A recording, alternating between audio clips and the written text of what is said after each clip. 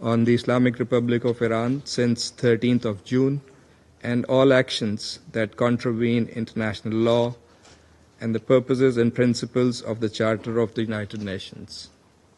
Second, play its due role to end the hostilities and promote de-escalation for achieving a comprehensive ceasefire before the situation spirals out of control and threatens the peace and stability of the entire region.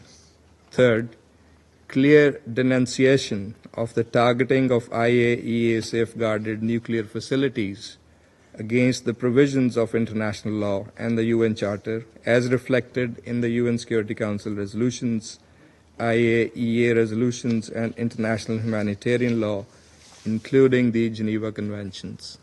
The Security Council must implement its own resolution 487.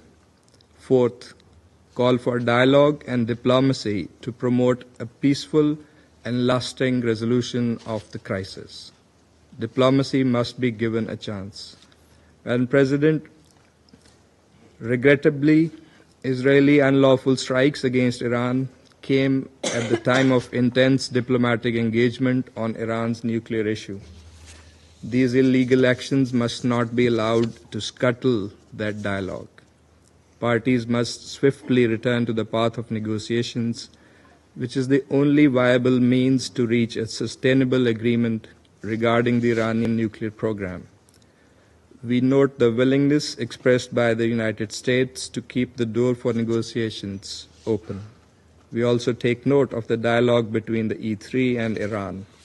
We hope that the diplomatic efforts and engagements will bear fruit.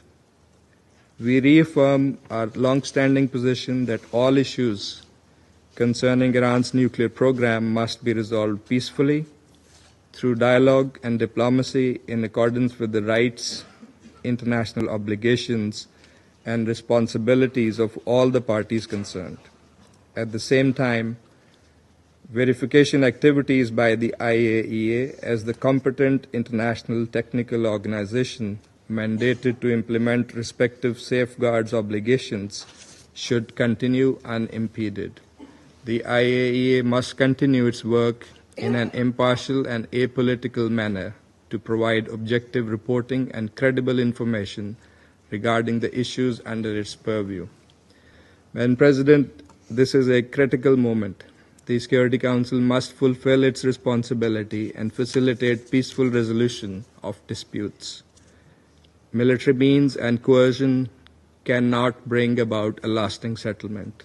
Dialogue and diplomacy, in full adherence to the principles of international law and the UN Charter, remain the only viable path to resolving this crisis.